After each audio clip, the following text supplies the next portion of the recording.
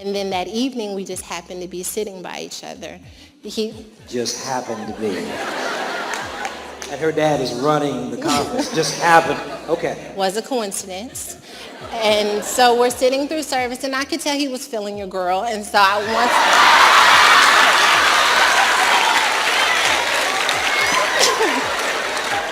So I'm trying to focus on the word of the Lord, because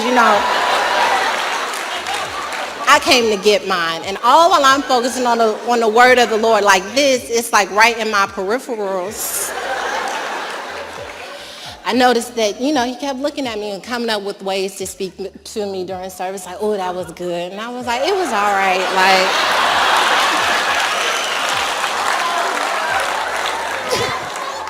Well, Lordy have mercy, honey child. I wonder if Pastor Toure's ex-wife and children, who were also displaced members of this church, think all of this is so funny. But anyway, y'all, hi there. I'm Professor Blackmore, and welcome back to my channel and to my series entitled Woman Evolve, the ProfessorBlackmore.com pre-show. And I'm coming back to you with the second part 3B of my episode entitled, Did Pastor Toure Roberts Divorce His Wife to Marry Sarah Jakes? And so, if you want to see what's in these divorce records or pertinent to the divorce petition that Pastor Toure filed to rid himself of his prior wife, you better stick around. And now, if you want to get caught up on all of the tea that I dropped in part 3A, please watch my prior part 3A video of this series. Now, before I jump back in, I want to say that these divorce records associated with Pastor Toure's divorce from his ex-wife are something else, honey child.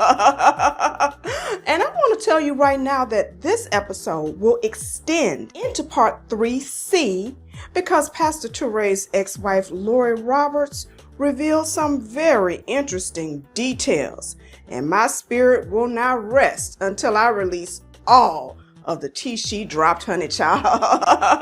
And so, let's jump back in.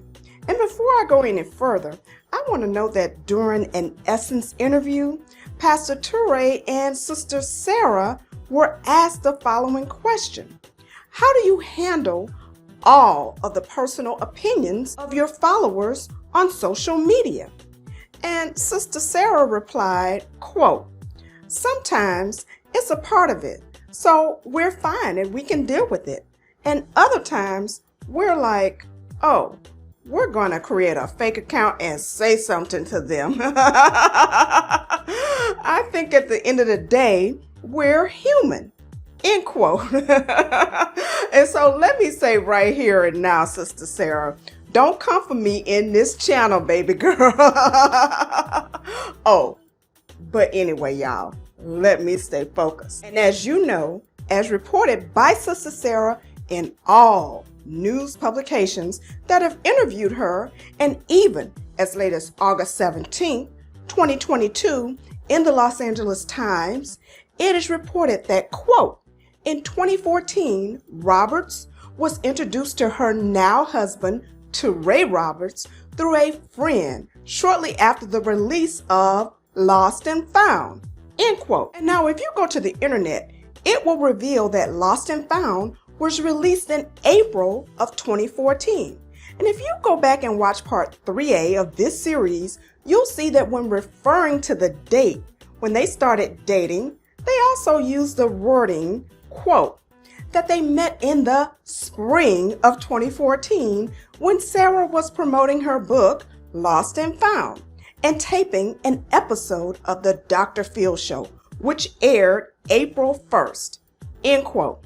And you will agree that we also learned in part 3A of this episode that while that particular Dr. Phil episode aired possibly on April 1st, it clearly had to be taped prior to April of 2014. And so it clearly follows that Sister Sarah would have been in Los Angeles because she was taping the show, not because the show aired, because she would not have to be there for the airing of the show, only for the taping of the show. And so talking about the date that the show aired is what I call strategery. And so the date it actually aired had nothing to do with the moment in time when they went out on a date together. And so again, you can clearly see why they want us to believe that they started dating in the so-called spring of 2014 or sometime in April of 2014 timeframe, because just like the Pastor Keion, Sister Shaunie scenario, this is a better story for a pastor of a church placing the first time that they dated after Pastor Toure filed the petition to divorce his prior wife so he could date and marry Sarah Jakes. And so we pick back up with our timeline, having established that there was what they're calling an initial meeting that took place somewhere around the first part of February 2014 timeframe. And I actually think they were already dating before this. And this story about a business partner introducing them for this so-called strictly platonic initial meeting is, in my opinion, a made-up story, allegedly. But I'll let y'all decide for yourself what you think by the end of this episode. And so let's check this out in Sister Sarah's own words. I was just a humble servant coming to do the Lord's work out on tour. It was in February, I believe. A business partner told me that there was a church in Los Angeles that he thought I should come and speak to when I was on tour. And so I was very focused. I was kind of in my Miss Independent Woman. I was preparing for this book launch. I didn't need no man. And so I came into the meeting and, once again, very focused. He said that the moment he saw me, that his breath was just taken away. Once again, doing the Lord's work. I didn't have time for any of those things. And so we had this incredible meeting, and so he's telling me about this community of believers in Los Angeles. And so we left, and, I tweeted the man of God, and I told him he had a brilliant mind. He thought that I was flirting with him. Who tells a man he has a brilliant mind? That's not flirting. She flirted with me on Twitter. Doing the Lord's work. Doing the Lord's work. So we're at this conference together in Orlando, and I just happened to see him while we...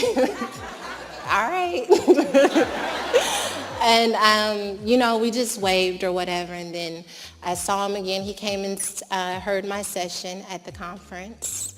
And then that evening, we just happened to be sitting by each other. He just happened to be. And her dad is running the conference. Just happened. Okay. Was a coincidence. And so we're sitting through service, and I could tell he was feeling your girl. And so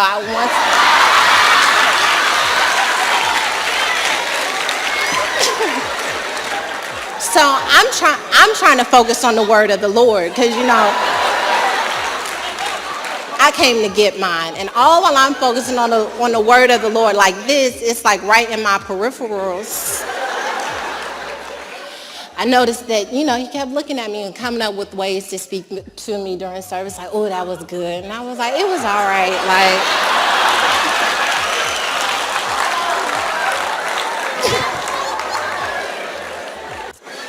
And then, so after service, I had a moment in prayer. We held hands during prayer. And that's when the Spirit of the Lord really began to speak to me. And, and so I decided, because I was being, Miss Independent Woman, and I was like, I'm going to see maybe if, he would like to take me to dinner. And so right before service was over, you know how sometimes you have to have a pep talk in your head, like, this is what I'm going to say, this, I'm going to say it, I'm going to say it real fast. And so I had this pep talk with myself. So service is over, and I walk up to him, I said, I'm coming to LA, and you're taking me to dinner. And he said, yes, ma'am. And now we're engaged.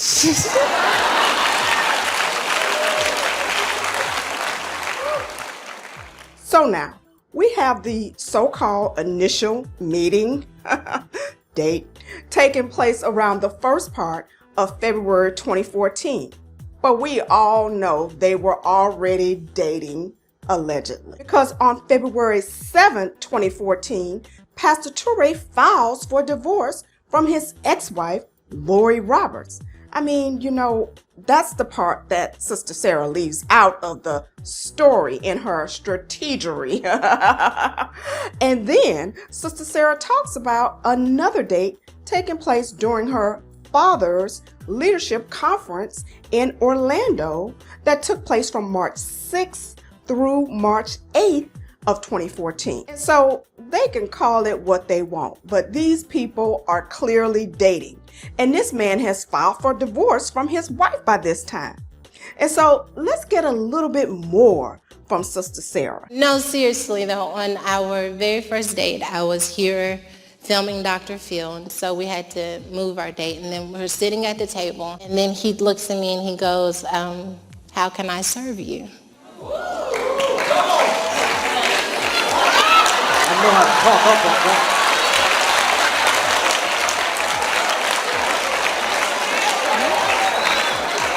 And that's when I knew I was in a bit of a pickle. See, I wasn't really prepared. I don't know how many of you all have been in, toxic relationships. And so you enter into the next relationship and you never know how much residue is left from that previous relationship. And so we're sitting at this table and he's looking at me and he's asking me, how can I serve you?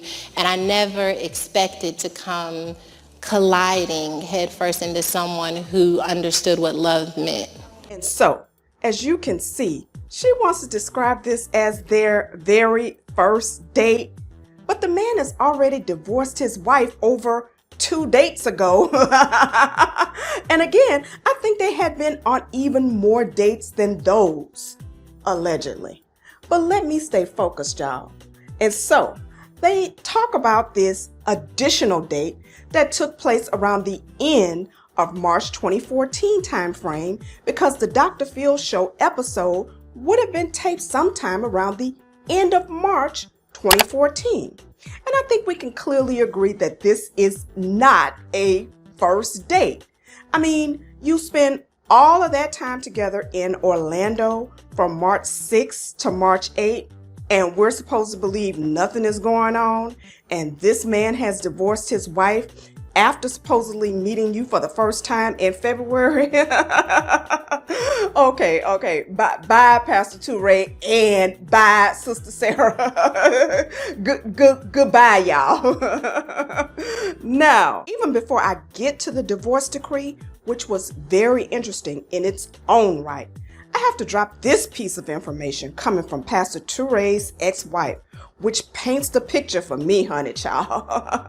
I mean, when I arrived at the courthouse, this document right here screamed out to my spirit.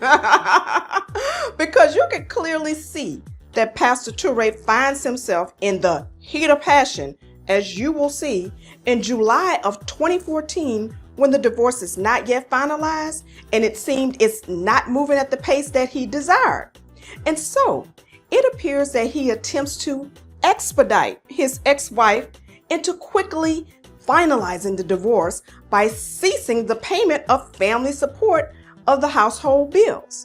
And as a result, it became necessary for Pastor Toure's ex-wife to request that the court order Pastor Toure to resume making family support payments. And so she files a motion with the court requesting a hearing.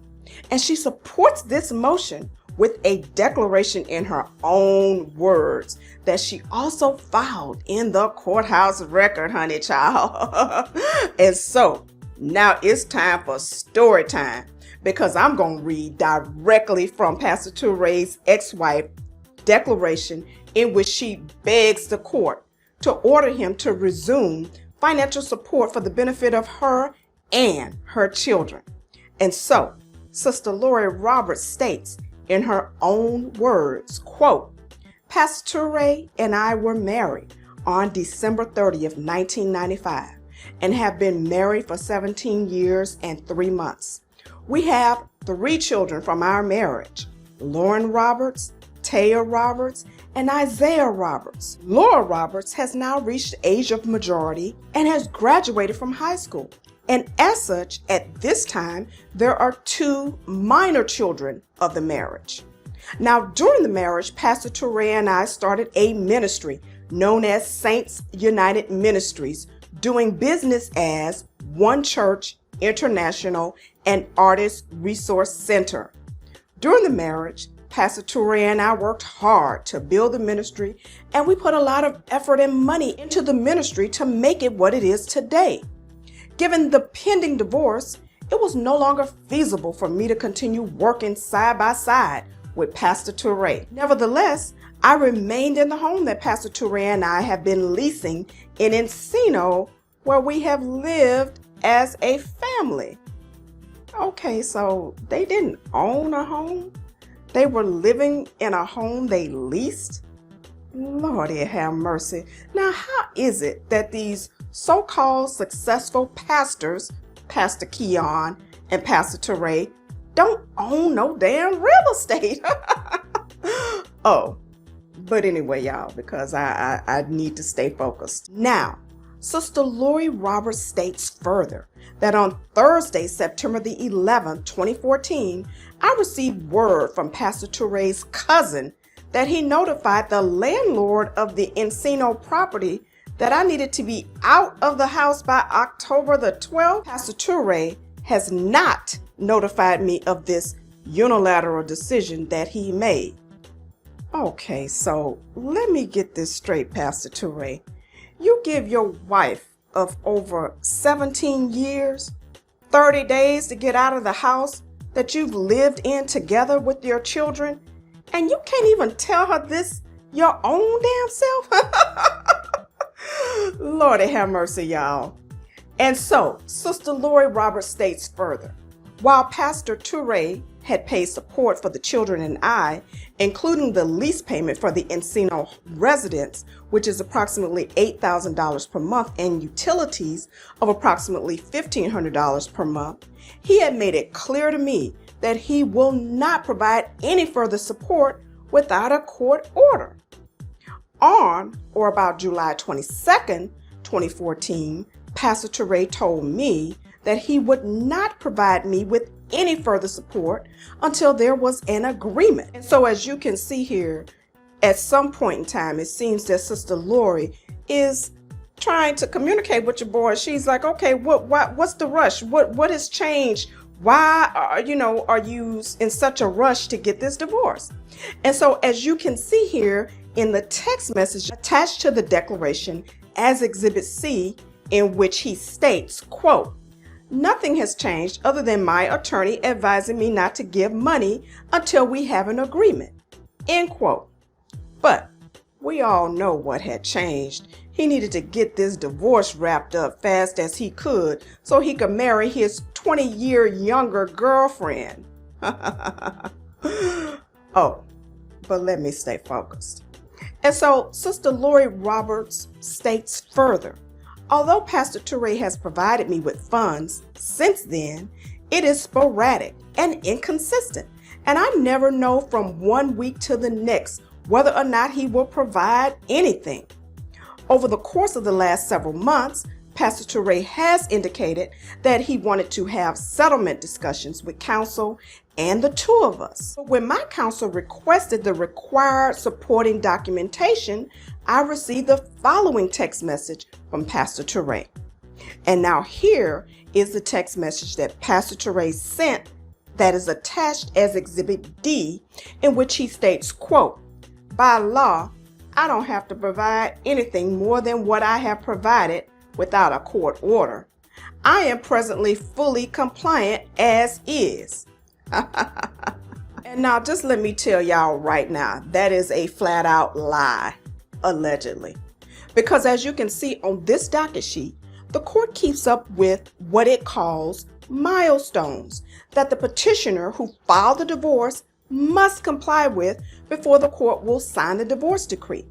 And as you can see on this docket sheet, till this very date even, Pastor Toure never filed his financial disclosures, which are absolutely required.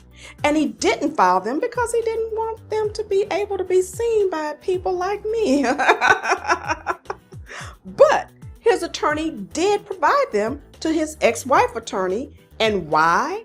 Because they are required. And his ex-wife's attorney attached them to this declaration that I'm reading from. And now I won't be able to get to them in this part of the episode, but I will discuss them in part 3C. But I just want to let you know that he was not fully compliant. So that was a straight up lie, allegedly. Now, he states further in his little text message, however, I am going to provide supporting documents as a courtesy to you. You will not be receiving any information from the church. So if you're planning on going after the church, which is a completely separate nonprofit of which I am an employee of, just know that this is going to go to trial and become a long, drawn-out process. If this is the route you want to take, then we don't have to do the four-way. I'm just going to file paperwork with the court to finish this thing off. If this is your intention, let me know. And this is the route I will take. I wish you the best. Let me know, because this will also determine whether I will give you money or just provide support for the children until we have an agreement. End quote. Wow. And so, Sister Lori states further in her declaration that even when I inquired about payment for his mother's vehicle, which is in my name, what? He responded with the following text message, quote, "Good morning. I'm currently gathering all of the documents your attorney has requested.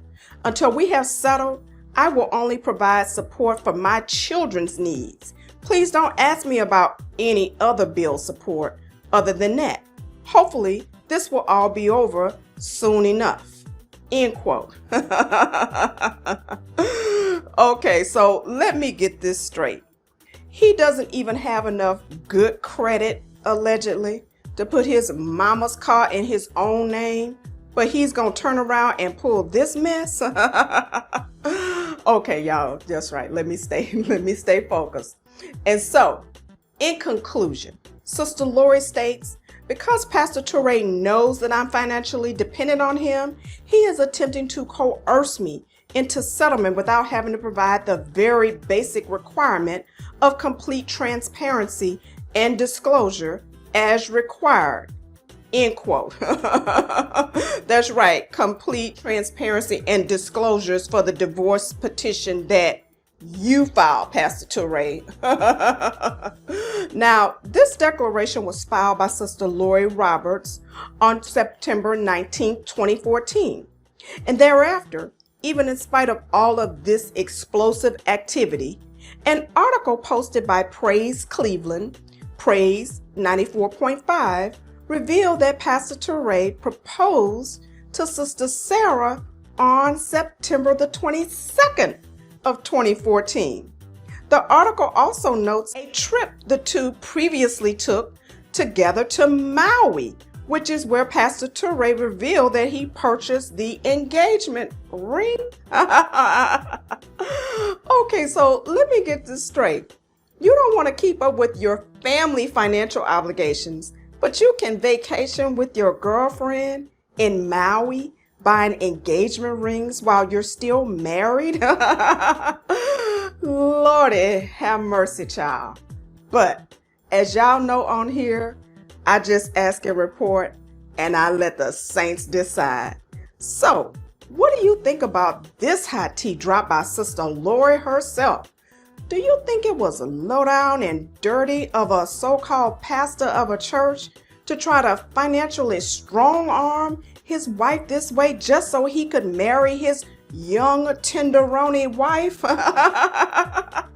Please let me know by leaving your comments in the comment section below. And I hope you'll also give me a big thumbs up.